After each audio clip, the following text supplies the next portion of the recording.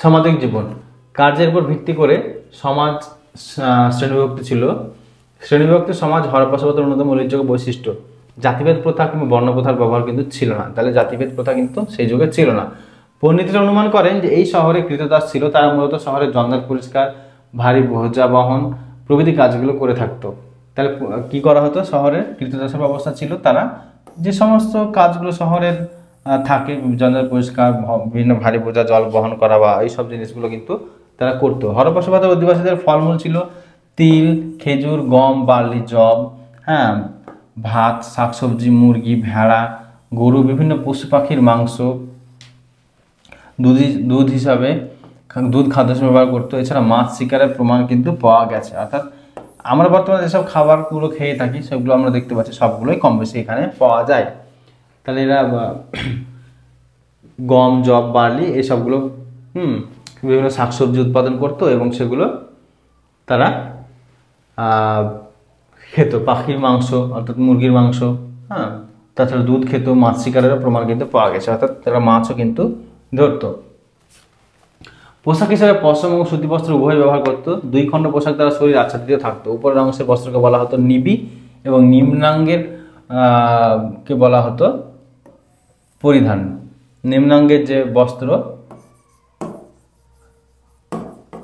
বস্ত্রকে বলা হতো পরিধান। এটা আমরা মনে রাখবো যে নিবি ও পরিধান কি। তাহলে নিবি হচ্ছে উপরের অংশ, অর্থাৎ আমরা যে সমস্ত, বুঝতে পারছো, দুটো খণ্ড দ্বারা পোশাক পরি। আমরা কি করি? একটা প্যান্ট পরি, একটা শার্ট পরি। তাহলে উপরের অংশের যে শার্ট বা যেটাকে, সেটাকে আমরা কি বলবো? নিবি।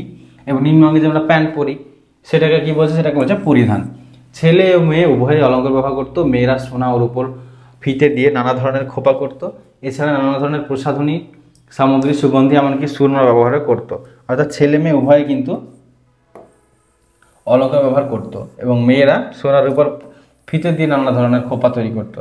তাহলে সেই যুগে কিন্তু ছেলে মেয়ে উভয় আমরা দেখতে পাচ্ছি অলঙ্কার বা গহনা কিন্তু ব্যবহার করতো। তাছাড়া প্রশাসনিক সামগ্রী, সেই যুগে প্রশাসনিক সামগ্রী ছিল মানে বুঝতে পারছো যে আমরা যে সমস্ত প্রোডাক্টগুলো বর্তমানে কিনতে পাওয়া যায়, বিভিন্ন প্রশাসনিক দ্রব্যগুলো বা সাবান কি শ্যাম্পু, তো সেই প্রশাসনিক দ্রব্যগুলো কিন্তু সেই সময় কিন্তু ব্যবহার করা হতো এবং সুগন্ধি ব্যবহার করা হতো। মানে আমরা যখন সাবান ব্যবহার করি উন্নতভাবে, তারা কিন্তু সেই রকমের কিছুটা ব্যবহার করতো, কিন্তু সেটা প্রসাধনী হিসেবে ব্যবহার করতো এবং সুগন্ধি, সুরমা সবই কিন্তু ব্যবহার করতো।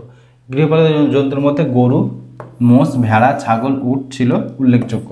তাহলে আমরা দেখলাম এদের সামাজিক জীবনের মধ্যে আমরা দেখতে পাচ্ছি যে বিভিন্ন প্রাণী অর্থাৎ পশু, গরু, মোষ, ভেড়া, ছাগল, উট সবই তারা কিন্তু গৃহপালিত পশুর মধ্যে ছিল। এবং এটা তোমরা মনে রাখবে যে উপরের যে পোশাক তাকে বলছে নিবি এবং নিম্নের পোশাকটাকে বলা হচ্ছে পরিধান। আমরা অলমোস্ট শেষের দিকেই চলে এসেছি। সামাজিক জীবন। তাম্রপ্রস্তর যুগের এই মানুষেরা তামা, ব্রোঞ্জ, ও পাথরের তৈরি কুঠার, তীর, ধনুক, বর্ষা প্রভৃতি অস্ত্র ব্যবহার করত। তবে আত্মরক্ষামূলক কোনো অস্ত্র যেমন ঢাল বা শিরস্ত্রাণ, এর কোনো সন্ধান পাওয়া যায়নি। ঢাল মানে কি? তরোয়াল, একটা হাতের তরোয়াল থাকে, হাতে ডানাতে মনে করো তলোয়ার আছে, আর ঢাল এইরকম একটা বড় একটা জিনিস, এরকম নিজেকে কি করা হতো? তলোয়ার দিয়ে মারা হতো, আর আত্মরক্ষা করার জন্য ঢাল ব্যবহার করা হতো। এবং শিরস্ত্রাণ কি? তোমরা যদি বিভিন্ন মিউজিয়ামে গিয়ে থাকো, প্যালেস মিউজিয়াম, প্যালেস জাতীয়, তাহলে সেখানে আমরা দেখতে পাবো যে মাথায় লোহার টুপি, দেহতে এরকম মানে শেকল জাতীয় জিনিস বা ওই রকম দিয়ে আপনি যাতে কেউ যদি দেহতে মারে, বডিতে যদি তলোয়ার দিয়ে মারে, তাহলে কিন্তু সেই জিনিসগুলোতে লাগবে, নিজেকে লাগবে না। অর্থাৎ এইগুলো হচ্ছে শিরস্ত্রাণ। তোমরা যদি কেউ হাজারদুয়ারি প্যালেসে গিয়ে থাকো তাহলে এই শিরস্ত্রাণটা দেখতে পাবে। হরপ্পা সভ্যতার মানুষদের অবসর বিনোদনের মূল উপায় ছিল পাশা খেলা, রথ চালনা, ষাঁড়ের লড়াই, শিকার, নৃত্যগীতি প্রভৃতি। জুয়া খেলা ছিল খুব জনপ্রিয়। অর্থাৎ তারা কিন্তু সেই যুগে খেলাধুলাও কিন্তু করতো। রথ চালনা, ষাঁড়ের লড়াই, শিকার, নৃত্যগীতি সবই কিন্তু ছিল। অর্থাৎ খুব উন্নত। বর্তমান শহরে যেসব যা হয়, রথ চালনা বলো কি পাশা খেলা, শিকার করা, নৃত্যগীতি, শিকার বর্তমানে বন্ধ, ষাঁড়ের লড়াই, সবই কিন্তু ছিল সেই যুগে। সিন্ধু সভ্যতার মানুষের দাহ করা এবং কবর দেওয়া উভয়েরই কিন্তু প্রমাণ পাওয়া গেছে। দাহ করা হতো এবং কবর দেওয়া হতো। দাহ করা মানে পুড়িয়ে ফেলা বা এবং কবর দেওয়া মানে সমাধি দেওয়া হতো। কুমোরের চাকার সাহায্যে বিভিন্ন মৃৎপাত্র তৈরি করা হতো এই সময়। এগুলো ছিল মূলত উজ্জ্বল কালচে লাল রঙের, খুব ভালোভাবে পুড়িয়ে এর গায়ে বিভিন্ন লিপি প্রদান করা হতো। সিন্ধু লিপি কিন্তু পাঠ উদ্ধার করা সম্ভব হয়নি। যদি সিন্ধু লিপির পাঠ উদ্ধার করা যেত বা যায়, তাহলে কিন্তু একটা গবেষণার বা একটা বিভিন্ন দিক কিন্তু খুলে যাবে। কিন্তু সিন্ধু সভ্যতার যে লিপির কিন্তু পাঠ উদ্ধার করা সম্ভব হয়নি।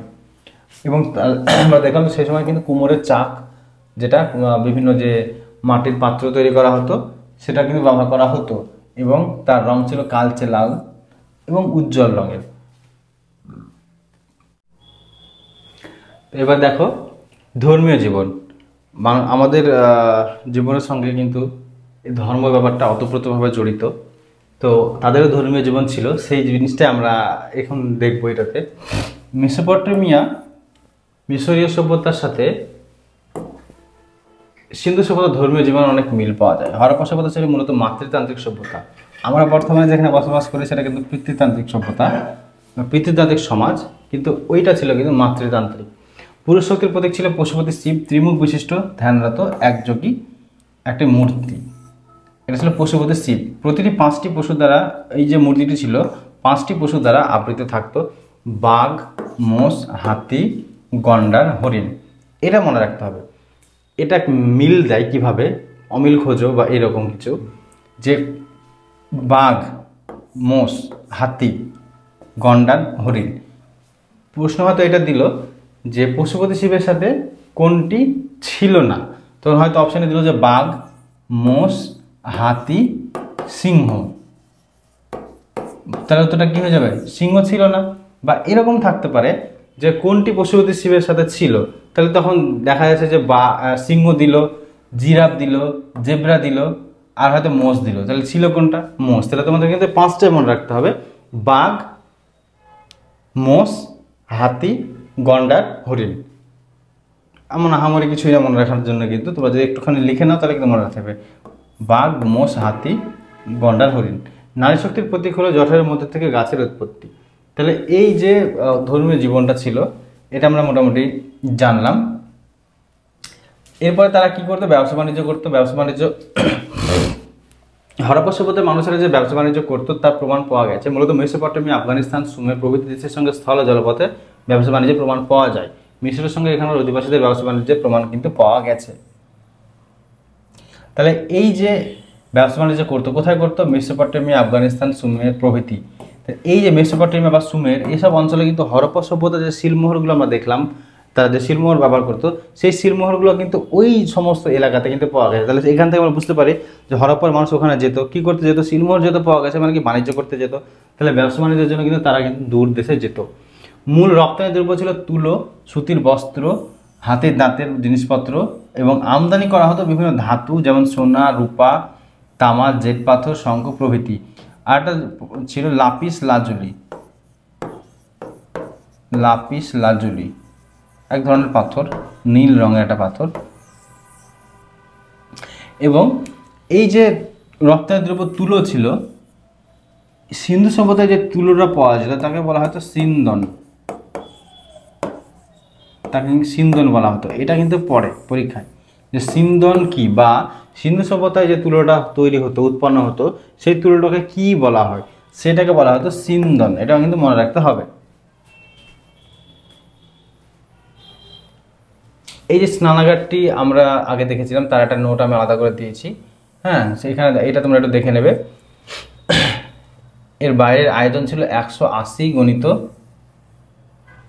108 বর্গফুট, এবং ভেতরের আয়তন ছিল 39 × 23 × 8 ঘনফুট, অর্থাৎ এর আয়তনটা ভেতরেরটা। এটাকে মনে রাখতে পরীক্ষায় পড়ে যে দৈর্ঘ্য কত ছিল 180 ফুট, আর প্রস্থ 108 ফুট, আর ভেতরের আয়তন ছিল 39 × 23 × 8 ঘনফুট। মানে একটা আয়তন, একটা ঘর হয় না, মনে করো যে একটা ঘর আছে, ঘরটা 10 ফুট দৈর্ঘ্য, 8 ফুট প্রস্থ, আর মনে করো 6 ফুট উচ্চতা, তাহলে আমরা তার ঘন আয়তন পাই যেভাবে, ঠিক সেভাবে একটা আয়তনটা বের করা হয়েছে। রাজস্থানের ঘরঘরা নদীর তীরে, এটা একটু মিস্টেক হয়ে গেছে, রাজস্থানের ঘরঘরা নদীর তীরে মহেঞ্জোদারোর পশ্চিম দিকে কালীবঙ্গার নামক একটি স্থান, 40 ফুট উঁচু ঢিবির উপরে একটি বৃহৎ শস্যাগার কিন্তু পাওয়া গেছে। 169 × 135 যে বর্গফুট মাপের একটি বৃহৎ শস্যাগার, মানে অনেক বড়। এছাড়া হরপ্পাতে 6টি সারিবদ্ধ শস্যাগার পাওয়া গেছে। দুর্গের বাইরে শস্যাগার তৈরি করা হতো।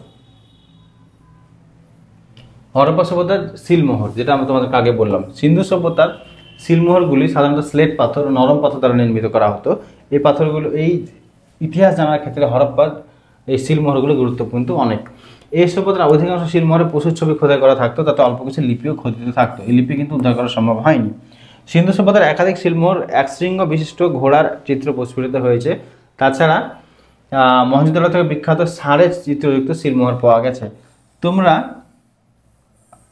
যদি একটা সিনেমা দেখে থাকো, সিনেমাটার নাম সম্ভবত মহেঞ্জোদারো, ঋত্বিক রোশনের, তোমরা কিন্তু সেই সিনেমাটাতে এই এক শৃঙ্গ বিশিষ্ট যে ঘোড়ার মতো এই জিনিসটা কিন্তু সিনেমাটাতে দেখতে পাবে। এবং আমি বলবো তোমাদেরকে সিনেমাটা একবার দেখার জন্য রেকমেন্ড করব, যে ওইখানে কিন্তু সিন্ধু সভ্যতার যে অগ্রগতি বা কিভাবে ধ্বংস হলো সেই সমস্ত জিনিসগুলো, তাদের ধর্মীয় জীবন বা সামাজিক নাগরিক জীবন কিন্তু ওই মহেঞ্জোদারো সিনেমাটাতে কিন্তু ফুটে উঠেছে। মানে হরপ্পা সভ্যতা বা সিন্ধু সভ্যতাটাকে নিয়েই ওই সিনেমাটা তৈরি। তো আমি বলবো একবার সিনেমাটা দেখার জন্য সাজেস্ট করবো, নিশ্চয়ই তোমরা দেখতে পারো। তাহলে তোমরা কিন্তু ওই সিনেমা থেকেও কিন্তু অনেক জ্ঞান তোমরা লাভ করতে পারবে।